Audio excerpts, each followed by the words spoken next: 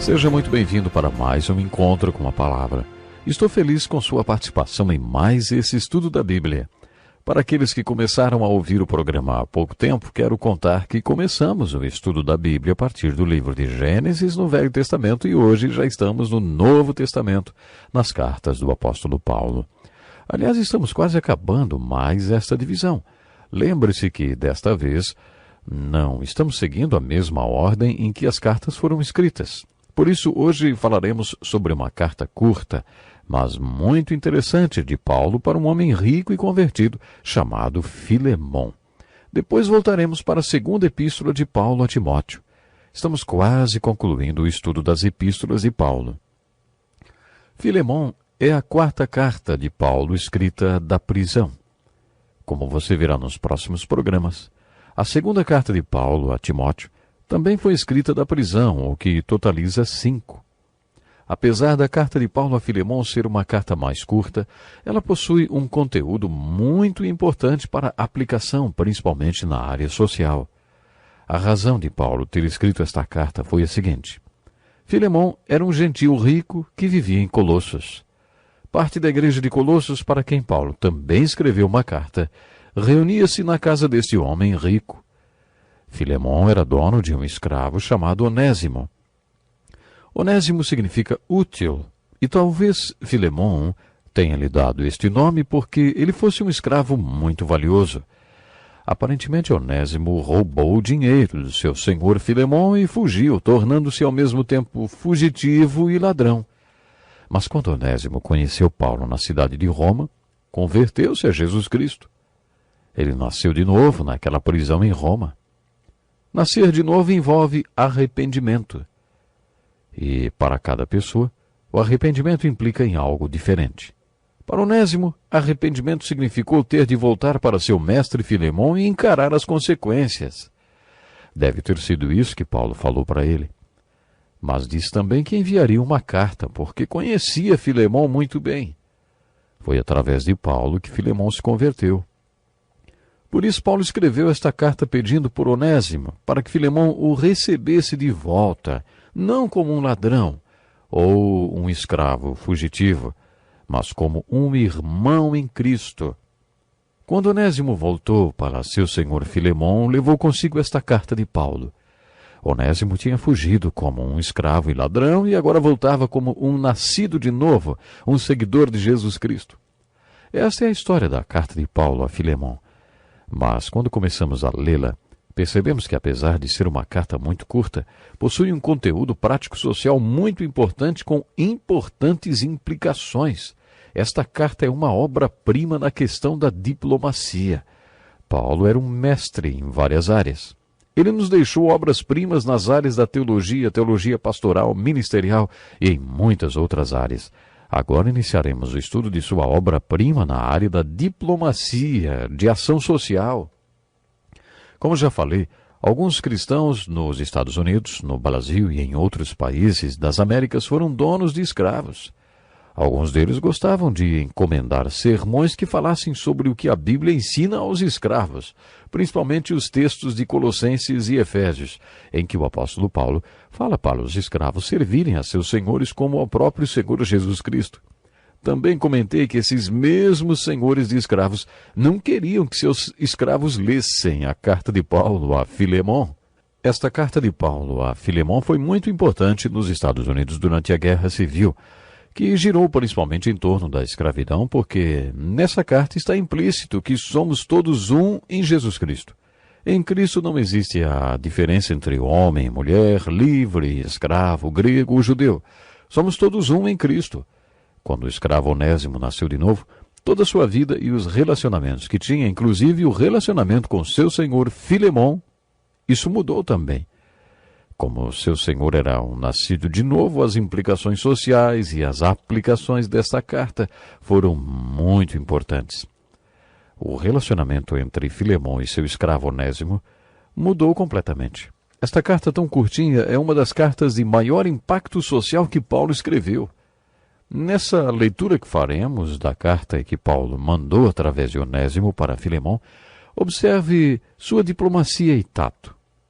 Leia E observe como Paulo abordou de maneira positiva um problema tão delicado. Paulo, prisioneiro de Jesus Cristo, e meu irmão Timóteo, a você, Filemon, nosso amado cooperador, a irmã Áfia, provavelmente a mulher de Filemon, Arquipo, nosso companheiro de lutas, talvez o filho de Filemon e Áfia, e a igreja que se reúne com você em sua casa. É interessante que Paulo dirija a carta para toda a igreja que se reunia na casa de Filemon, porque Filemon ia tratar desse assunto com todos, não como um problema particular dele, mas um assunto a ser tratado com toda a igreja que se reunia na sua casa.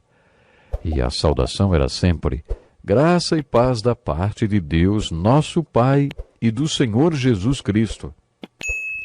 Esta é a parte diplomática da carta. Ao observar o objetivo de Paulo ao escrevê-la, observe como é bonito o modo como ele trata do assunto. Sempre dou graças a meu Deus, lembrando-me de você nas minhas orações, porque ouço falar da sua fé no Senhor Jesus e do seu amor por todos os santos. Encontramos aqui a primeira aplicação. Oro para que a comunhão que procede da sua fé seja eficaz no pleno conhecimento de todo o bem que temos em Cristo. Mais uma aplicação.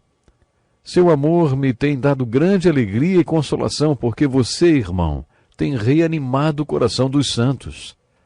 Agora Paulo começa a entrar no assunto propriamente dito. Por isso, mesmo tendo em Cristo plena liberdade para mandar que você cumpra o seu dever, prefiro fazer um apelo com base no amor. Eu, Paulo, já velho, e agora também prisioneiro de Cristo Jesus. Isso é tocante, não é? Ficou difícil para Filemon responder essa carta, não? Bom, Paulo continua. Apelo em favor de meu filho Onésimo, que gerei enquanto estava preso. Agora ele tem até uma pontada de humor. Ele antes era inútil, mas agora ele é útil, tanto para você quanto para mim. O nome Onésimo significava útil, por isso Paulo brinca com as palavras. Mando-o de volta a você como se fosse o meu próprio coração. Gostaria de mantê-lo comigo para que me ajudasse em seu lugar enquanto estou preso por causa do Evangelho, mas não quis fazer nada sem a sua permissão, para que qualquer favor que você fizer seja espontâneo e não forçado. Paulo valorizava a qualidade que Deus nos deu do livre-arbítrio. Vocês estão lembrados como ele enfatizou esta questão quando falou do sofrimento dos santos nos capítulos 8 e 9 de 2 Coríntios?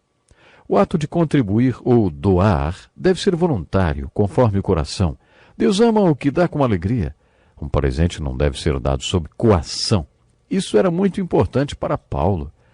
Paulo escreveu mais.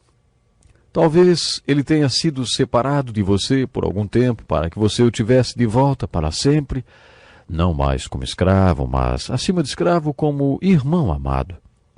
Para mim, ele é um irmão muito amado e ainda mais para você, tanto como pessoa quanto como cristão.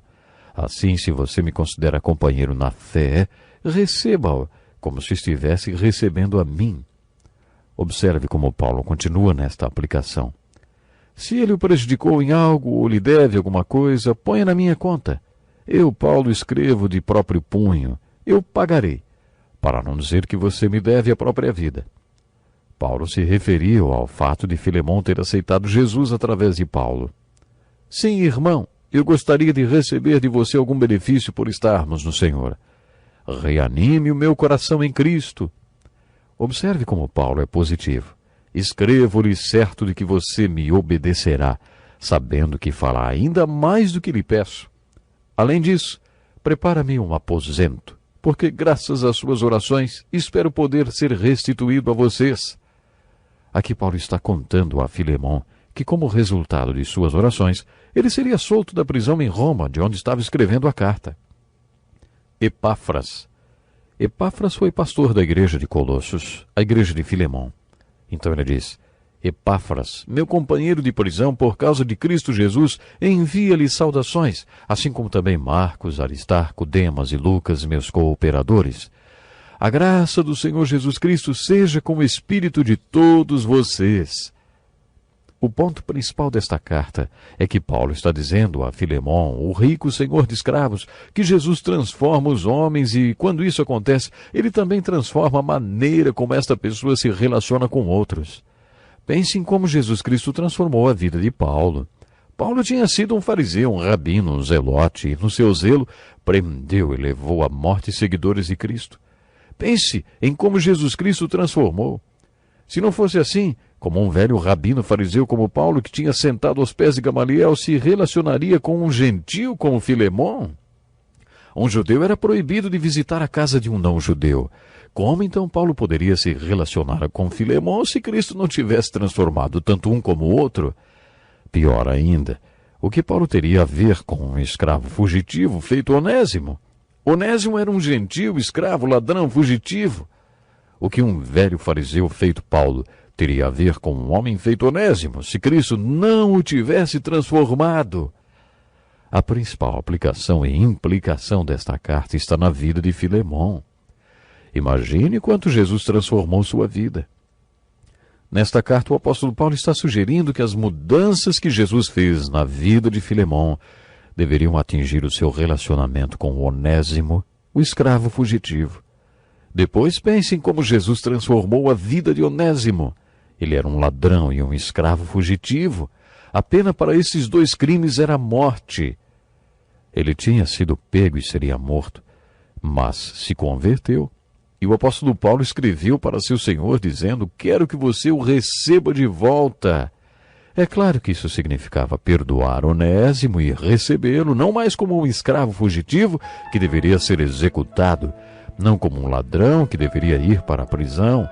Ele queria que Filemon recebesse Onésimo como um irmão em Cristo. Isso não é demais? Ele tinha sido um escravo fugitivo, e Paulo diz: Filemon, receba-o como um irmão. Vocês não acham que se Paulo tivesse um filho mesmo, de sangue, Filemon receberia bem?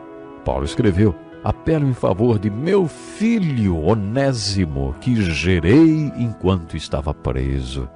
Este é o amor de Cristo, o amor que transforma. Pense nisso e até o próximo programa.